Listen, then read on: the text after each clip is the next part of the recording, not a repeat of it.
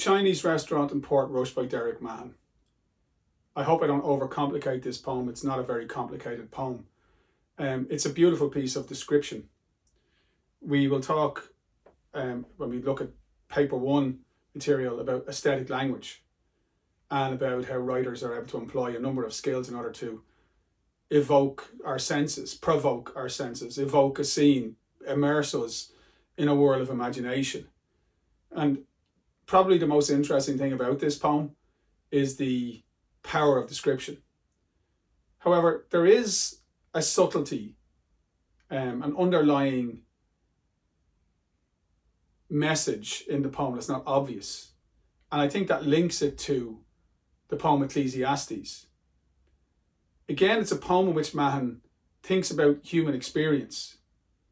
If you flick back in your mind through the various different poems we've looked at, Ecclesiastes is about identity. It was about the sacrifices that we have to make sometimes to fit in and whether or not we're willing to make those sacrifices. After the Titanic, it was about human failure and about how we judge other human beings and about trying to see familiar events from a different perspective. Antarctica was about the idea that, we are capable of being sublime as well as being ridiculous. The complexity is innate in human nature. Rattlin, our potential for violence and hate and our failure to learn the lessons of the past as it should be, or again, potential for violence and hate and for self-satisfied ignorance. So Mahon is a poet who explores a great variety of aspects of human nature. And this poem, I think, is about that idea that is explored in Ecclesiastes. It's about identity, but it's a much more gentle poem. The kind of fiery tone of Ecclesiastes is replaced by a very thoughtful, very peaceful, tranquil mood in this poem. It's not a hard poem, as I said. I'm going to talk about it. We'll keep this one relatively short. Portrush is, I suppose, to Belfast what Bray is to Dublin, or was to Dublin. Is it before the era of package holidays and destroying the planet through aviation travel? There were resort towns, and people in Belfast would head out to Portrush for their holidays. Mahon is, in this poem, an adult returning to a place that he's familiar with, and he's returning in the off season, which means before the tourists arrive. In the first stanza, he basically paints a beautiful picture of a day in Portrush before the season begins. Before the first visitor comes the spring, softening the sharp air of the coast. Now that's a gorgeous opening line. I'm not sure I'd learn it, but if you wanted to look at his very adroit use of sibilance to create a kind of a quiet, peaceful tone, you wouldn't be going very far wrong if you learned that. Quote, the repetition of the S sounds creates a peaceful, kind of quiet, thoughtful atmosphere. You have this juxtaposition as well of softening and sharp. The idea that you come to places like this because life can be tough, and you come to places like this for relief. So the sharp against the softening of the sharpness. So there's a contentment established in the opening as he sits there before the first visitor comes. In time for the first invasion. Today the place is as it might have been, gentle and almost hospitable. Look at the adjectives he uses to describe this place. And as he sits and observes, he sees a girl strides past the Northern Counties Hotel, light-footed, swinging a book bag. And it's just a really beautifully drawn piece of description. I love the adjective-noun combination, light-footed. I love the image of the girl swinging a book bag. She's swinging it. She's carefree. She's relaxed. She's young. She's happy. She isn't burdened by the stresses and the strains and the demands of the adult world yet.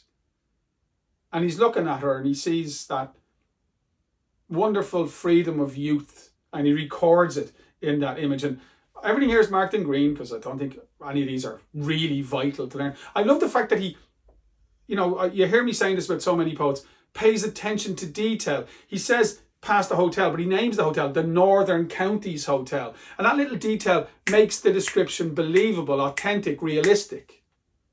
That's what really good writers do. They pay attention to those little incidental details. And then the kind of the atmosphere of calm, reflection, of peace and tranquility is continued, as he says, and the doors that were shut all winter against the north wind and the sea mist lie open to the street, where one by one the gulls go window shopping, and an old wolfhound dozes in the sun. The imagery is just really, really, really clever.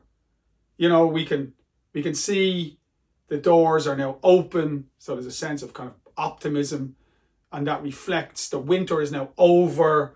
The north wind and the sea mist have abated, so there's a sense of the poet finding release and being calm and relaxed in this place. The image of the shops are there, but there's no shoppers. The place is not crowded. There's a kind of a smile on his face as he looks at the birds walking by the windows and looking in as if they're going to go shopping. And I love the image of the wolfhound dozing in the sun. I've often thought, is that him? Is he the old wolfhound, But the image of dozing in the sun, to doze, to be half asleep, relaxed, stress-free, the image of the sun, the warmth, the light, all very, very, very positive images. So this is a poet here who's taking his time to paint a picture of a place that he loves and to try to capture the mood of calm and ease which he values. And I think he does a very good job of it. In the second stanza, he brings us into this restaurant. It's lovely. And he's having a prawn chow mein. I love the detail. And he brings us, a very typical Mahon, the narrative poet, brings us into this setting. We're in this Chinese restaurant. He's sitting at the window.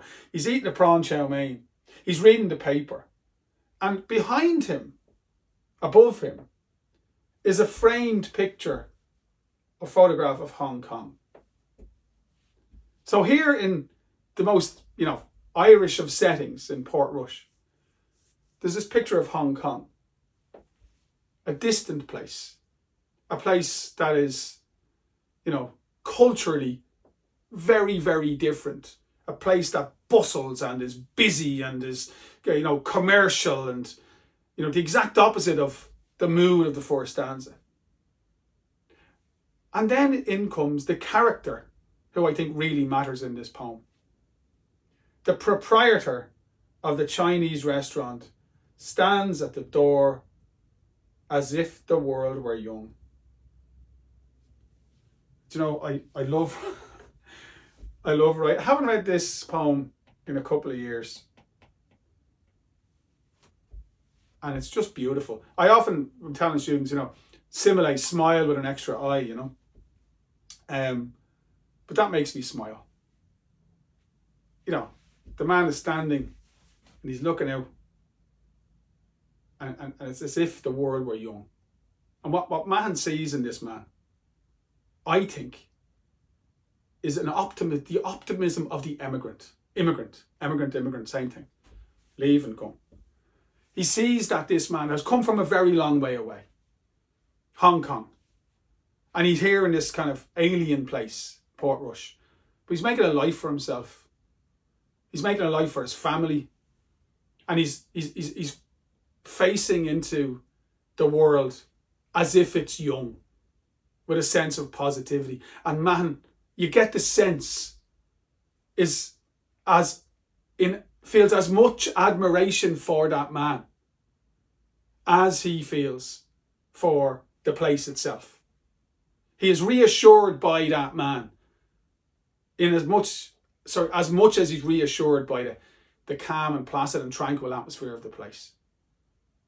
And of course, like Mahon in Ecclesiastes, the man has left home, but he is always connected to where he comes from.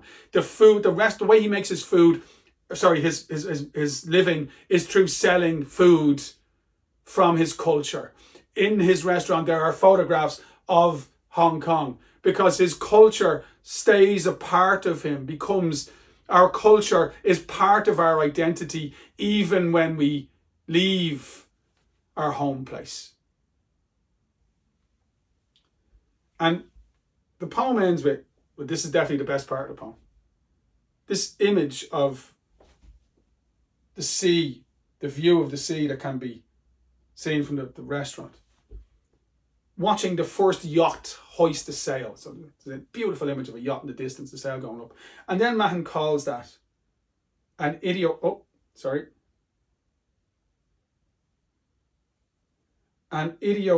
on a sea cloud, and the light of heaven upon the mountains of Donegal, and whistles a little tune, dreaming of home.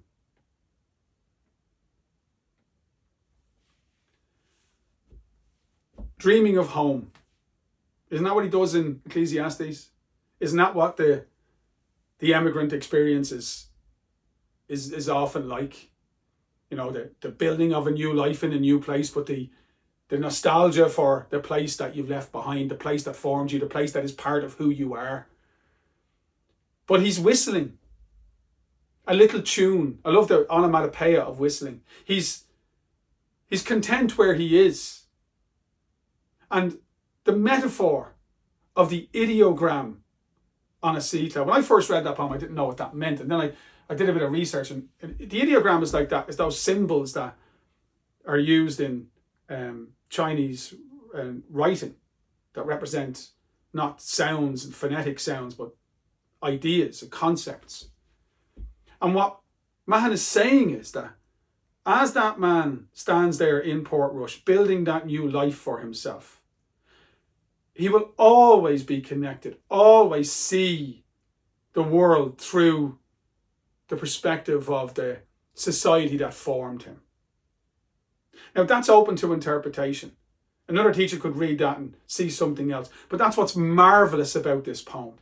It's what marvellous is about poetry. I'll never forget receiving an email from a poet on the Leaving Cert telling me that she thought she meant something when she wrote it. But, you know, other interpretations are valid. I think what Mahon is doing here is he's thinking about the world. He's taking a moment of peace to think about the world and to think about positivity and identity and to think about separation and to think about the idea that what forms us when we are young stays with us in our lives regardless of what happens in our lives.